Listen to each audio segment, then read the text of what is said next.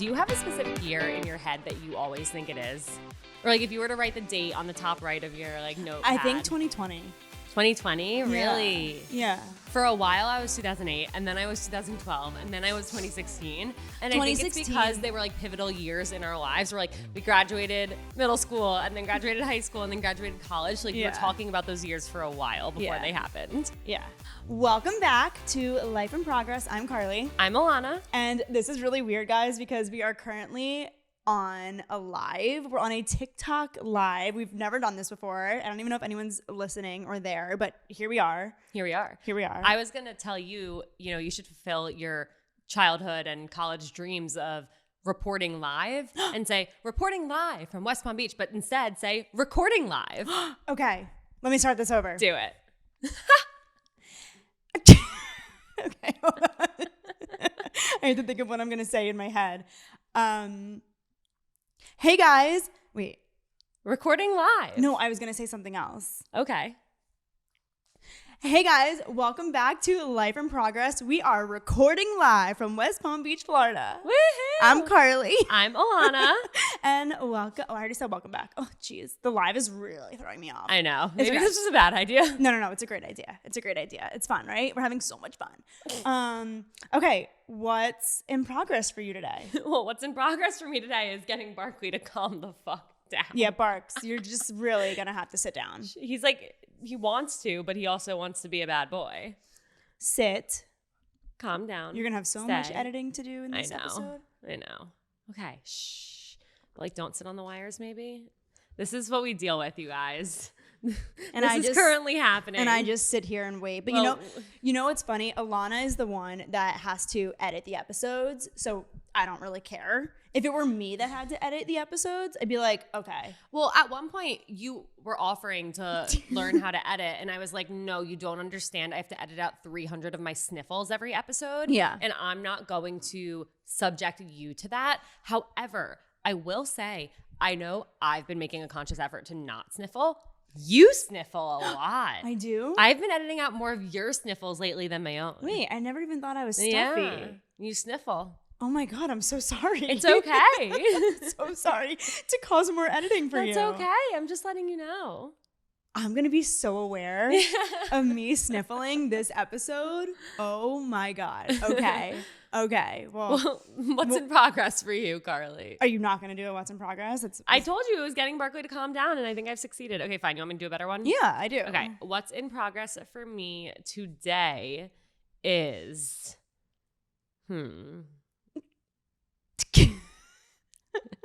It's a good question. It's a great question, huh? What's it's only the question we ask every episode. I know. But it's a good one. What's in progress for me today is to try and stop working a bit and relax. And I say that as we're working, but I feel like every single day this week I've just done, like I haven't had a day off. Yeah, I feel that. I've done so much work. Even yesterday was a Saturday and like I literally worked the entire day. That's funny. Until like I haven't worked in a month. Really? I'm kidding, but kind of. So what's in progress for me is trying to like take a day off, maybe. Okay. It's not going to be today. No. Or tomorrow, but maybe someday. Maybe someday. Maybe like next Saturday. Yeah. Yeah. Okay. What's in progress for me? I don't know. I feel like I've been like browsing LinkedIn lately. Stop. I know, but like it's something that I feel like I don't know. It's for some reason this month is like go find a job. Why? You don't want a job. You have a job. I know. I don't know. I don't know if it's like I'm bored, so I want to see what's out there right now. And like, but I know once I get like an interview somewhere or like someone's like, oh, I'm interested, I'm gonna be like, oof, I don't want to do that. You're not gonna go work at a company and have an idea. Like you're not gonna do that. I know. I just wish we could find somewhere where we could split a job. I know. Ilana and I dream of like finding a company and finding a role that we both are really good at and we really like and just like splitting the work. Yeah, they hire us as a package deal. Yeah. It would be really smart of them if they did that because we have different skill sets. Mm-hmm. And I feel like, and they know we work well together. Yeah. You know, like is there any companies out there that want to hire? Is anybody out there? Want to hire us as a package deal? We'll do twice the work. I mean, yeah. We'll split the salary. We don't need the full thing. Yeah. Because we still have our jobs. Yeah. So yeah, I guess get off LinkedIn. Okay, I'll get off LinkedIn. Because we're not going to find it there. It's so true. Like, imagine me applying for a job on LinkedIn. Hey, by the way, I'm actually applying for me and my business partner / friend and / podcast host. So we're actually both going to do this job. Here's her resume. Here's a joint resume. Should we make a joint resume? We're going to make a joint resume. We're making a joint resume.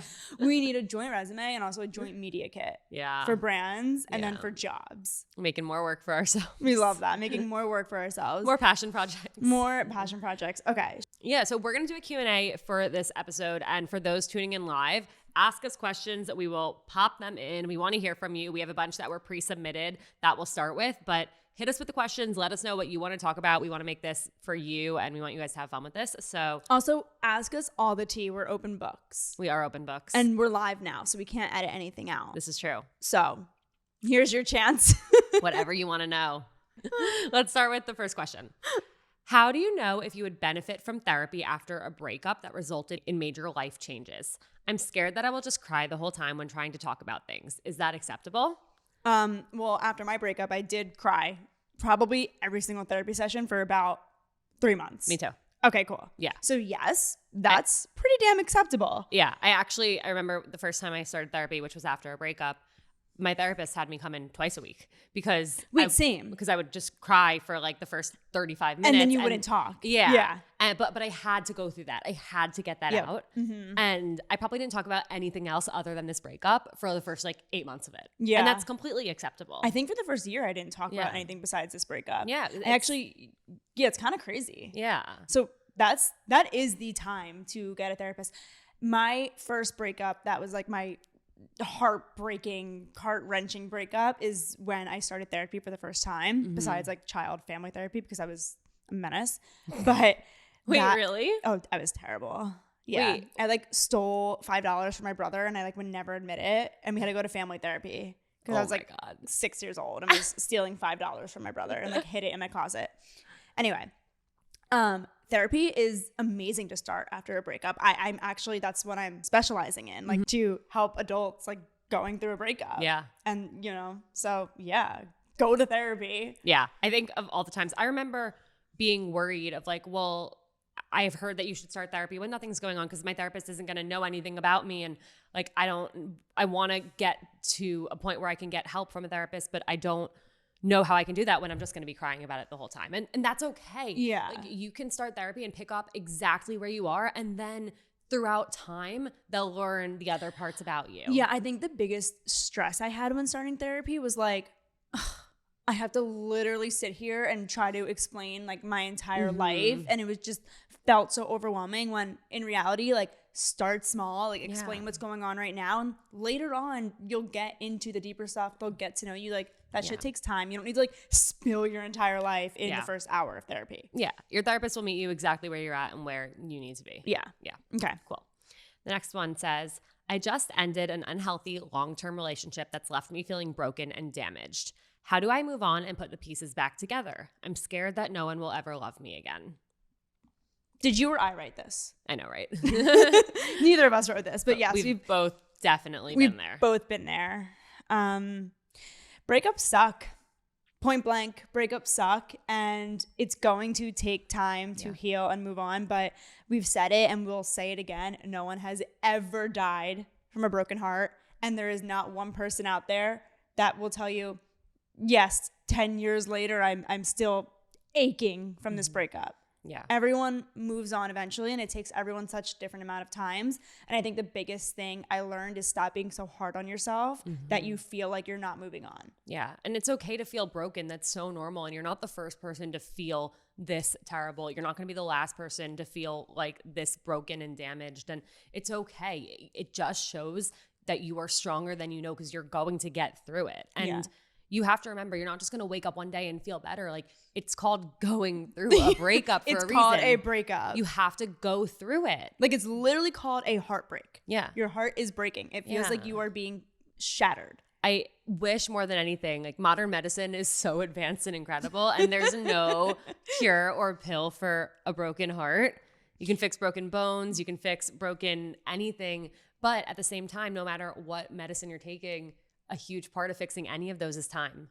You know, the biggest, like, one of the things I always say to someone that comes to me and says they're going through a breakup and like they don't know what to do, I'm always like, listen, I'm not going to sit here and say, I'm sorry that you're feeling this way, because I'm not sorry. I'm actually so excited for you to come out on the other side being one, just so much stronger. And then knowing that your person is still out there. So exciting. That's the most exciting thing I could ever think of. It. Knowing the person you are eventually going to marry, who's going to be your person forever, is walking on this earth right now. And you just have not met them yet. They might also be heartbroken going through something right now. But how cool is that? It's so cool. Like it's exciting. It's so exciting. It's an opportunity. Like, I think you have to look at a breakup as, you know, instead of this is killing me, as wait, this is an opportunity to grow from this, come out stronger, and find the person that fills my cup, checks all the boxes, and because clearly something was wrong in your relationship. That's why you broke up. Yeah. It's never one-sided. No. It really isn't. A relationship, a breakup, it's never completely one-sided. Yeah. And you'll see, even if you can't see it now, in time, you will see the reasons why it didn't work out, and you'll be grateful that it ended when it did. Yeah. And think about, you know, the fact that you can feel this deeply for a person, that's a beautiful thing. Even though it hurts, like that pain is because you felt love. Yeah. And like love and pain sit like right next to each other. But just think about how much better it's going to be when you find love again, and it's with the person that is right and that treats you the way you want to be treated and that you feel so whole with, and it'll be even better than this was, and you'll look back and be like, wow, I can't believe I thought that person was the one. Yeah. And also, again, when I say it's like it's never one-sided, when I was broken up with, I felt like it was completely one-sided. I was like, oh, I'm blindsided, this came out of nowhere, when in reality for months I knew something wasn't right. Yeah. You know what I mean? Yeah, same. Which has us going to another question that I actually did see on here, which was how to know when to break up with your boyfriend. If you're asking us how to know when to break up with your boyfriend, it's time. It's time. It's time. Listen, in relationships, it ebbs and flows. There are times where you can feel so connected with someone, and there are times where maybe you don't feel as connected with someone, but I've never, and I'm sure you've never, had the thought of, with Jake or Jason, like, should we break up? Yeah. Even going through the hardest times, even when we're having our worst fights, that thought has never crossed my mind. And that thought has crossed my mind many times in every single past relationship I had, but I never had the balls to do it. I think if you're thinking it, if you're questioning it, if you're asking yourself, if you're asking other people, you have your answer. Yeah. You just have to find the strength to do it. Yeah. Break up with them. Yeah. Have the strength. Don't be like me. Don't be like us. We could never. We could never break up with someone. We could never break up with someone. I've been broken up with where during the breakup, the guy has said to me, like, I'm surprised you haven't broken up with me yet. Yeah. Yeah. I mean, I was fully not in love with someone, and the guy broke up with me because he knew I wasn't in love with him. And then I'm like, why are you leaving me? like stay. And then I'm depressed for a year after. So that's cool. Yep. That's great. Somebody asked, if we were to split a job, what type of job would it be? I think any type of social media strategy, social media management, influencer marketing. We've been on all sides of that. Yeah, and anything in the marketing realm. Yeah. Why? Do you got something for us? Yeah, let us know. Do you have something for us next? Okay. Podcast production. Yeah, that could be a good one. Yeah. You know what people, I don't know if this is a company or if someone does this, but like if I didn't have you, I would have absolutely no idea how to set up a podcast and what to do and what equipment to buy. Like, is there some type of company that does that? No. Should we do that? I've thought about it. Make it another passion project that we don't make money from? I don't charge enough. Yeah. What does it say? Would be good to consider people who are more avoidant and run from safe relationships for the should you break up question. Yeah, no, that's a really good point. I think a lot of people do feel like, you know, this could be too good to be true, or they could feel like, nope, this person is like, it could be like the anxious avoidant loop where someone's latching on to you, and so you feel like, nope, this is too much, like I need to pull away. 100%. I think that's such a valid point. I also think if you're at the point though where you're asking other people, like, should I break up with them? I do think that's a really big sign that like You need to go we don't know anything about you or your relationship. So they're almost just looking for validation. Yes. For you to be like, if you're asking that question. Yeah. Yeah. Anytime I've been asked something like, yeah, like we've gone on 3 dates and like I still really don't feel a connection and I'm trying, like, is it wrong of me to leave? I'm like, I think if you're just asking me to give you permission. Yeah. 100%. To end it. And they're like, you know what? You're completely right. Like I was hoping you would say that. Yeah. Yeah. I mean, I'm not saying like go break up with your boyfriend right then and there. There's obviously things that you need to figure out, but that's like a first sign of something's not right there. Yeah. But if you have a history of getting into relationships and then leaving as soon as they get hard, or getting into relationships and feeling uncomfortable or feeling like it was a mistake, or like you're avoidant, or you're super anxious and don't feel like you can be secure in a relationship, like you got to look within and recognize that about yourself. Yeah, I agree. I love hearing your opinions on relationships on the podcast. I would be really interested to know any tips or general thoughts you both have on waiting for a proposal or engagement now that you're both on the other side. Is there anything you wish you had known or would go back and tell yourself? I'm currently going through this and I'm really struggling with the anxiety. It may happen within the next 6 months, but my partner also needs to find a new job, which may delay this even more. Well, we both know about waiting for a proposal. That we do. Like, I don't know if I would change anything. I feel like in my experience, like for me personally, I didn't feel like I was waiting that long. Like I have seen friends who were in much longer relationships who were like in agony for months and months waiting, and they kept finding themselves feeling disappointed every single time there was a vacation or a date night or a holiday planned and it wouldn't happen. Yeah. And I remember like my friends like calling me hysterically crying, like he still hasn't proposed, like is he gonna break up with me instead? And they were getting so in their heads about it. And you gotta remember, like you're still in this committed relationship. Yeah. You're still planning your futures together. Just because they haven't said, will you marry me, or put a ring on your finger, doesn't mean that they're not just as committed to you. It doesn't mean they're not already planning it, or already like getting a ring, or figuring out exactly how they're gonna propose. It just means it hasn't happened yet. But what I would say, and what I tried to do when in the times where I did think it was happening and it didn't, I would kind of do a mindset shift of, instead of like, oh, it didn't happen, I'd be like, okay, it didn't happen tonight, but how cool is it that one of the best moments of my life is still coming? Like I have that to look forward to. Yeah, I remember when you got engaged and it was like a couple weeks later, and I think I said to you like, I have no idea when he's proposing. Like it could be this year, it could be next year. Like I have no idea. And you're like, I'm so jealous. Yeah, I remember that too. I'm so jealous. Like you got to experience that. Like you still have this like fun waiting game. Like it was a fun waiting game. Like it kind of was. Like it was really fun. Honestly, like not knowing when it was gonna happen. Mm-hmm.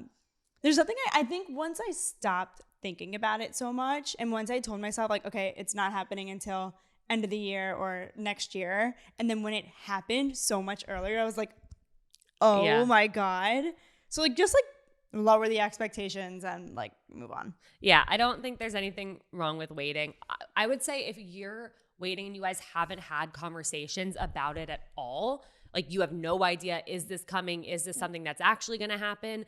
You have to have a conversation and talk about your future plans and make sure you are aligned on your futures together. And I think that would give you a lot of peace of mind, and knowing like, okay, yeah, it hasn't happened yet. Like he's got to get a new job, and you know, obviously it's an expensive purchase to get an engagement ring, and that's a really hard thing for a lot of people to do. Like I couldn't imagine being in that position of buying Jake this ring. Not gonna afford that. Yeah. So I think just realizing like it is a process, and as long as you both have the conversations and communicate and are aligned on your futures together, then you still have your futures together to look forward to. Like just having the ring on your finger doesn't give you extra security. Yeah. And I think that's something that some of my friends, when they would come to me and say like, he hasn't proposed, does that mean he's going to break up with me? It's like, he could propose and then still break up with you. You got to find the security within yourself. Also, I think that's a really big red flag. If someone's asking you,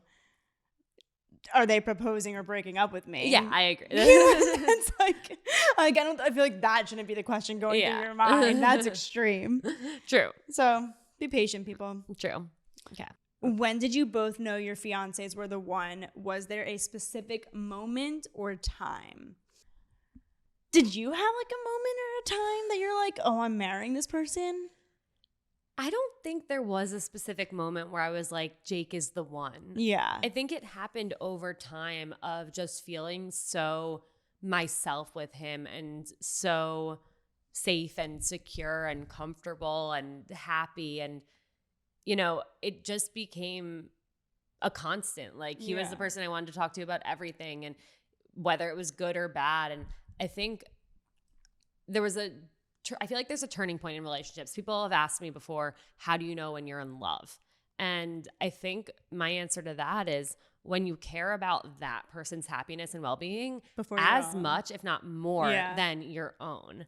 And that started to happen. And it just, there was never a doubt, you know? Mm-hmm. It was just consistently.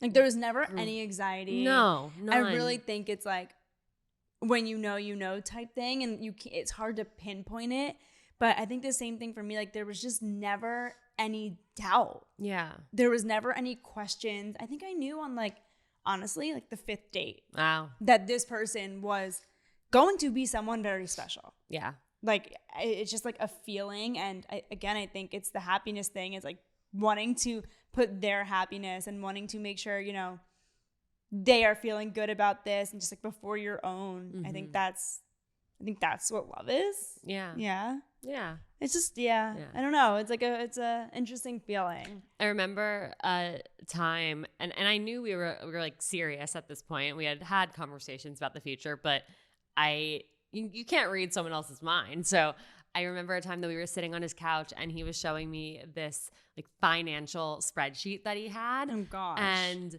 he was showing me like it's like a 5-year, 10-year, 15, 20, all the way up until like 80. And at one point he was like, and here's where like we would, you know, like if we get married and move in together and like combine our finances, this is what I estimate it would be. And then like setting aside for like college and stuff. And I was like, oh my God, like he's really thought about this. Like, okay, I guess he really wants to be with me. Wow. I was like, whoa. Whoa, that's crazy. Yeah. I think it was after, I mean, he met my family on like literally the 5th date, which was New Year's, and he stayed over. He was supposed to like come for one night. He ended up staying like the whole week. Mm-hmm. I think after he met my family, and I'm like, this makes sense. Yeah. Like he just got along so well with them. They loved him. And I'm like, this makes sense. I always say it's a combination. It was a combination for me of this feels right. Like it feels good. Yeah. And it makes sense. Like our values, our goals, our plans for the future, what we care about, what we want to prioritize in our lives. Like that was all aligned, and all the feelings were there too. Yeah. We had those serious conversations early on. Mm-hmm. Like, have you ever seen that? Like, I think it's like 20 questions that lead to love. Yeah, we did that. We did that too. I literally I think we was on our 3rd date or 4th. It was early on, but we were getting along so well, and we went to this garden and we were sitting outside, and I was like, I saw someone like had these like questions, like 20 questions that lead to love. And I literally I'm like, can I pull it up? And he's like, sure. So I literally pulled it out, and I was like, all right. And we just like started asking each other questions, and they just formed such great conversations. And I'm like, okay, our values really align here. And I think that's like, I'm like, okay, I know this guy is cool. It's such an intimidating thing to ask somebody to do, because it's like, can we do the questions that lead to love? Yeah. I don't think I phrased it that way. I think I'm like, oh, I have like these really funny questions, like good conversation starters. I'm trying to find what date we did them on. Okay, we did them on date 33. Ilana has a list. If anybody's single and like starting to date someone, I wish I did this. Ilana has a list of every single date that her and Jake went on, which is crazy. Yep. It's detailed dates, date numbers. That's so crazy. I wish I did that. I wish I could like go back and like, I know. I wish I knew you when me and Jason started dating. Yeah. So you could have been like, hey, you should write your dates down. Sorry. Yeah, honestly, you should be sorry. I am. I apologize. Let's go back in time. You know, does anyone on the live have any questions for us, or should we just keep going with our pre-written down questions? Whatever you guys want. Okay, we can just do another question. Let's see. Okay. Let's see what we got here. There's some career ones in there. All right. How to start creating content. I would love to be a content creator, but literally have no time to edit the content or film it. How can I make well, that's a problem. How can I make the time for it, and how to get over other people's opinions, but also any tips on starting to do it while having other jobs? Don't overthink it. Yeah. When it comes to content creation and starting to create content or starting your journey to being a content creator, don't overthink it. I think Carly and I say all the time, our videos that perform the best are the ones that we put literally zero thought into. No thought. And took less than a minute to record, edit, and post. Which is the most frustrating thing, because then a video I will literally spend hours on hours filming, editing, prepping, will flop. And I'm like, okay, I should quit. Yeah. You can do it when you're walking down the street. You can do it when you're getting ready in the morning, taking your makeup off at night, just before bed. Like my most viral video on TikTok has 24 million views. The plant one? The plant one. It took me 20 seconds to make. And I was bored one day and I was like, oh, this is a funny trend. Yep. But like, that's what started me. Like, I'm not starting, but like, you just do it. And about people's opinions, listen, I knew that my high school friends, my college friends. You mean your friends who convinced you to shoplift and get arrested? Yeah, those. Yeah, I guess they're not really friends. I knew that everyone was judging me. Did any of them listen to that episode? I have no idea. Let you know? I have no idea. Okay, cool. No one let me know. Cool. I knew everyone was judging me. I knew when I started, especially posting like my TikToks to Instagram, that's when like people were like, who does she think she is? Like, does she think she's an influencer? Who do you think you are? I don't know. She's still trying to figure it out. Still trying to figure that one out. No, but like, I remember that. Yeah. But everyone starts somewhere. Like, literally everyone starts somewhere. So if you enjoy creating content, one, don't overthink it. Just create content that you like to watch, because I think that's the most important thing also, is like, what do you resonate with? And then just post it. Like, literally, who gives a crap? I agree. You gotta, like, people are gonna think what they're gonna think. People are gonna say what they're gonna say. You know, I definitely did get in disagreements and arguments with friends because they didn't understand what I was doing, and they weren't supportive of it. And that was really hard for me for a while, but they've come around to be my biggest cheerleaders and supporters, and to understand like the purpose behind what I'm doing and how it does have an impact. And I'm glad that they stuck around for that. Yeah. But some if they people didn't, don't. like that would have been on them and not on me. I'm being myself. Like that's the one thing. As long as you're being yourself in your content and sticking true to who you are, then anyone who's going to judge you for that, literally screw them. Yeah. Well, I made that mistake also. I definitely went through this phase where I was trying to post content that I just didn't feel was me. Like all those that girl videos where, you know, you would have the perfect morning, wake up, you know, go for a run, make your athletic greens, like do all the things before you start your job. And you're 5 to 9 before you're 9 to 5. Yeah, that just wasn't me. I don't know why I tried to do that. Me if I ever try that. Yeah, no. And listen, I love the day in the life videos. Like, don't get me wrong. I love those. But now my videos are just actually like what I'm doing. Not doing, you know, a 30-step skincare routine, because I don't know how to do that. Yeah. But I tried because, you know, I'm like, oh, people love that. Like, I like watching that. But then it just like puts this weird perception into people's heads of who you are. And I'm like, I don't want to be that girl, you know? Yeah, especially when it's not who you are, it's who you're trying to be. Yeah, I don't want to, it was like stressing me out trying to be like that. Yeah. But that's what sucks. It's like TikTok makes you think everyone has that life when they just don't. Yeah. It makes you think everyone lives this aesthetically pleasing, simple, put together life. And that couldn't be. Here's the thing, like, I do wake up in the morning and drink my athletic greens. Like, I do, but I'm not like making an ASMR beautiful video about it. No, you're taking it, dumping it in. Yeah. And like, you don't look cute. And then drinking it and then leaving like an inch of it left on my desk until the next morning. Yeah, like, I'm sorry. Like, nothing's as aesthetic as it seems. Although it's nice to wish you were those people. So anyway, make the content you want to make. Just post it. Stop caring what people think is Agreed. what I have to say to that. Agreed. How to start freelancing on your own and make an income out of it. I want to be doing only that, but I'm scared I'm going to take the leap, eventually lose all of my clients, and that's probably the only thing I hate about it. Freelancing is scary. It's really hard. It's, one, you don't have benefits. Yeah. You don't have stable income. There is no security. There's no job security. So yeah, freelance is really scary. It's a risk. It's a risk, but I think it could be a really high-paying reward. I think it depends what you want to do. I think there are a million places that you can freelance. It's about putting yourself out there, making the LinkedIn post, asking people to connect you. Yeah. I think finding freelance is harder, but I think there are so many opportunities out there where if you know what you want to do and you've made connections, I would say maybe start looking for things while you're at your stable job and maybe start getting a couple clients under your belt while you have job security. But it's not impossible.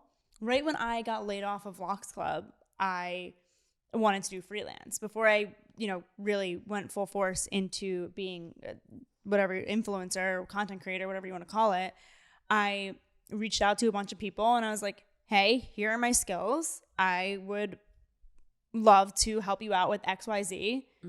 Did a couple 3-month contracts and it was great, and it's great money, and it was a great learning experience. Did it stress me out though? Yeah, a lot.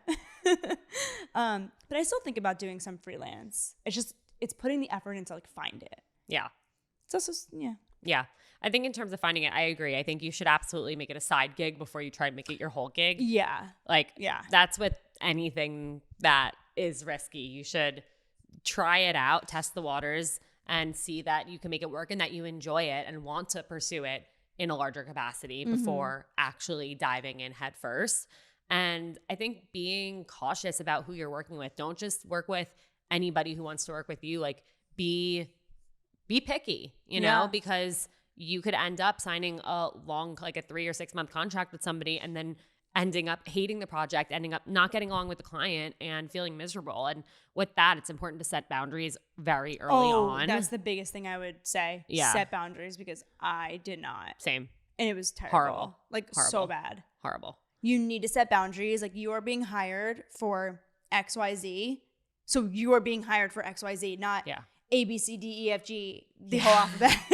I don't get why that happens, because that happened with everyone I worked with. Is it universal? It can't just be because we're bad at saying no.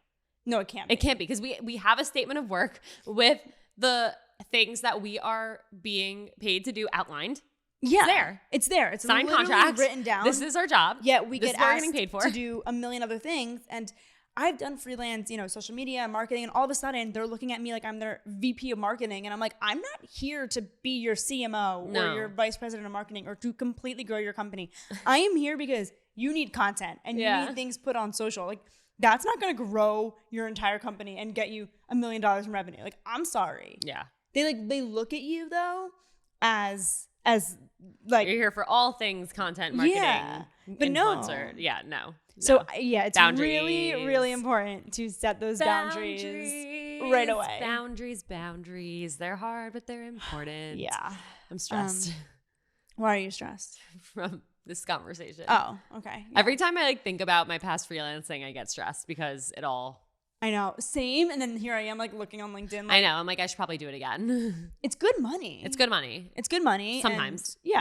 Sometimes. If you get it could be great if you have a good client and you guys are on the same page of exactly what you're doing. But when you're not. Agreed. That's when, whatever. Would you rathers? Yep.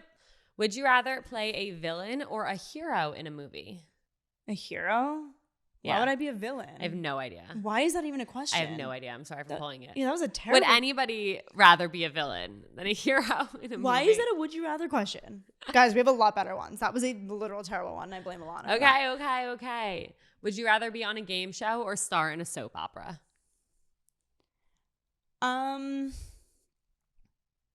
Is the soap opera a lot of seasons? And is the game show just a one and done thing? Because if it's a soap opera, I could probably get like a longer term thing and like more opportunities. Or you might get killed off in the one season that you're on. Yeah, that could be a problem. Mm-hmm. But how long is the game show? A season. I can also get killed off in the game show. In the first week. Like Squid Games. Yeah. I think I would pick the soap opera to live out my acting dreams that you literally saw me post last night. Did anybody else see my monologue that I posted on my TikTok last night of the Cinderella story? That was when I was depressed in New York City. I was literally reciting it while cackling while watching it. That's when I was depressed in New York, being like, I'm going to be an actress and become famous and then people will like me. Nope. I like you and that didn't happen. Thanks. So. Hey. Yeah, Soap opera or game show? It depends what kind of game show. Like, I'm not going on Fear Factor. Yeah. So what game show would you go on? Like Family Feud?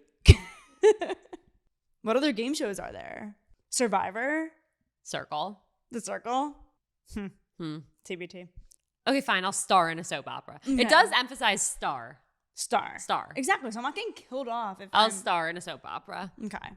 10 years down the line, what do you envision your careers to be? Ooh, that's a good question. Something that I'm not stressed about. That would be really nice. I actually know what I want it to be. What? I want to be a momfluencer. You definitely will be. Okay, fully. That will be your title. I want to be a momfluencer. But like a successful one where I don't have to stress every month about making money. I don't know. I feel like I've never known what I've wanted to be, because also I never expected that 10 years ago, even 5 years ago, I wouldn't have expected to be doing this. Yeah. And I don't maybe what I'm going to be doing in 10 years doesn't exist now.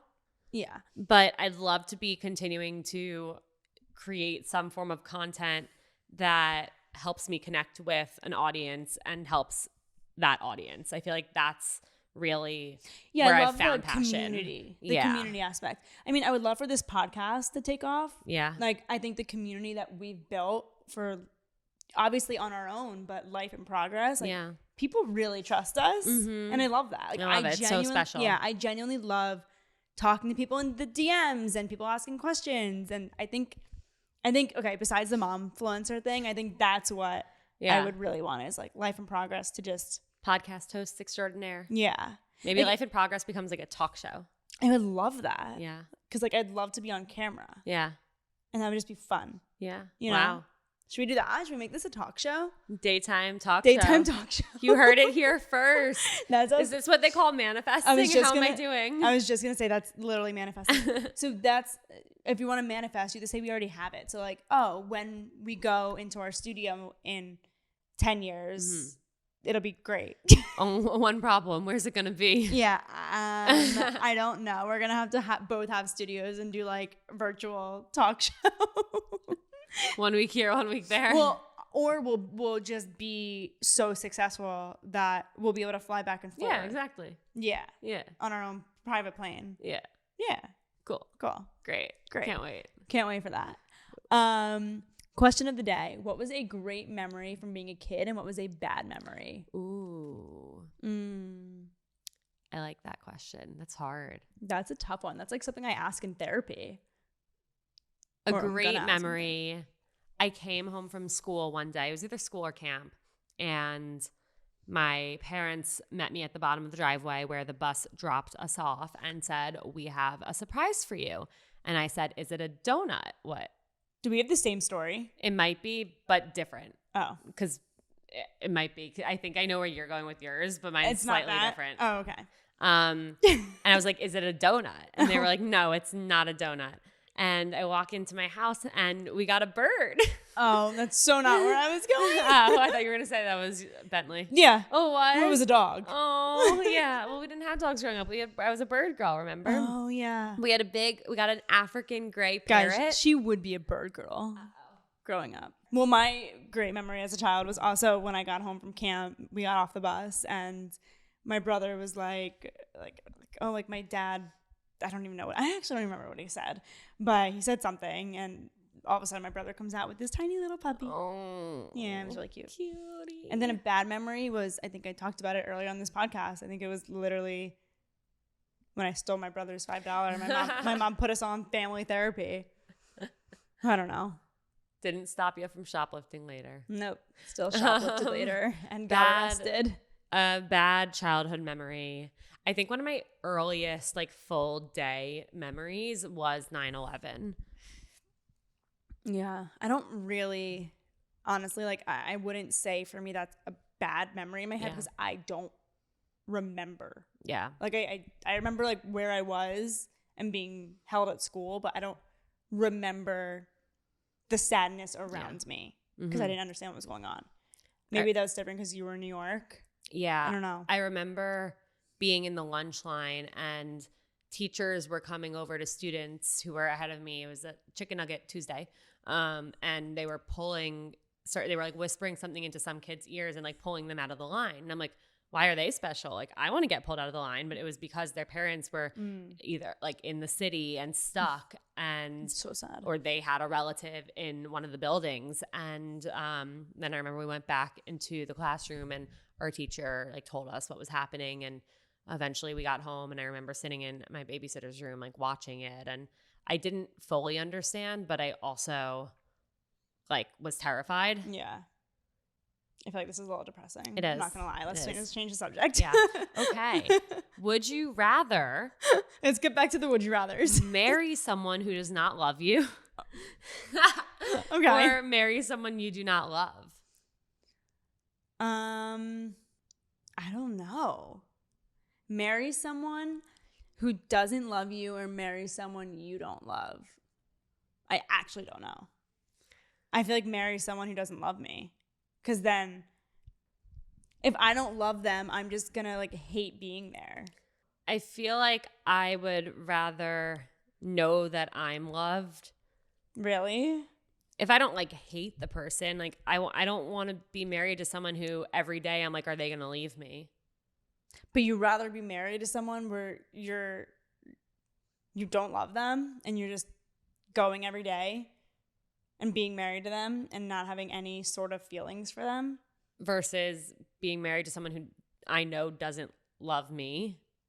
But I feel like I could get over that and like, I don't know. Or maybe have like hopes that maybe I can make them love me again. That was like every relationship in my past and it didn't feel good. That's fair. I don't know. I think I'd rather know that I'm loved and find love in other aspects of my life. Mm-hmm. Okay. I don't know. They both suck. They both suck. Yeah. All right. Okay. Would you rather lose your sense of smell or your sense of taste? Smell. Yeah. I don't really care about my smell. But if you lose your sense of smell, you lose your sense of taste. Okay, well, that's not what we're talking about. But here. I'm just saying. We're talking about an imaginary world where you can have one and not the other. But if you lose your sense of smell, you okay, lose Carly. taste. Thank you. Just saying. Scientist Carly. I'm just saying. That's the Dr. truth. Carly. Okay, last one. Would you rather forget who you are or not know who everyone else is? Oh, is this like an everyday you wake up and like you forget who you are, you know everybody else, or you wake up and you know yourself, you don't know anybody else? Seen a movie about this. Yeah, same. Same. I don't know. I feel like I don't know. It's really hard. I don't know. These questions are hard. These questions stress me out. What would you guys rather? Would you rather not know yourself every day or know yourself but not know anybody else in the world? I feel like I wouldn't want to know myself. Like I'd rather know other people and have them reassure me of who I am. Yeah. Yeah. I don't want to only know myself and then not know anybody else. I don't know my family. I don't know Jason. Yeah. He's going to have to be like, hey, you love me. Yeah. I'm going to be like, no, I don't. Like, you're a stranger. Stranger danger. Yeah, I'm not getting in the car with you. I don't care what candy you have. Yeah, no. Yeah. I think someone said ignorance is bliss. Sometimes. Yeah. I'm going to pick not knowing myself. I agree. Someone can just tell me who I am. Yeah. I don't even know who I am today. So honestly, same. Same. Woo. Okay, that was fun. That was fun.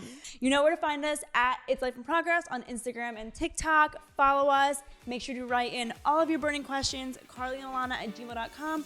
Rate and review us, guys. Please. Like, someone help us out here, okay? we don't mean to sound desperate, but it would really help out our careers if you just go and rated and reviewed our podcast. And follow us and share with a friend. And if you're your listening to this, and it means you somewhat like it. So if you made it this far into the podcast. Yeah, facts. And send us a monkey, because you know we love the monkeys. And yeah. Have a great day. Have a great day. See you next week. Bye. Bye.